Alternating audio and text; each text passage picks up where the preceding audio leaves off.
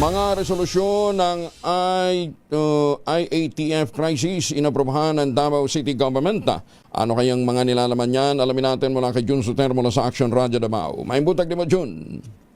Mayong buntag usap, Kuyang Angel. Inaprubahan at formal ng pinagtibay ng Interagency Task Force on Emergency Socio-Economic Crisis Response o IETF crisis ang ilang mahalagang resolusyon sa kanilang unang regular na pulong Abril 6, 2026 sa ilalim ng IETF Crisis Resolution No. 1. Hinikayat ang lahat ng tanggapan ng City Government of Davao na bawasan ng 15% ang kanilang konsumo sa fuel maliban sa mga prioridad na opisina tulad ng nasa emergency at health sectors. Samantala sa Resolution No. 2, inatasan ng Business Bureau na pansamantalang tanggihan ang lahat ng kahilingan para sa motorcade sa lungsod habang umiiral ang crisis sa fuel. Sa Resolution No. 3, pinagtibay ang rekomendasyon ng City Planning and Development Office kaugnay sa energy efficiency at conservation measures na ipapatupad sa iba't ibang tanggapan ng lokal na pamahalaan. Layunin ng mga hakbang na ito na mabawasan ang konsumo ng enerhiya at matiyak ang sapat na supply ng fuel sa gitna ng umiiral na krisis. Ito si Jun Suter para sa DZRH.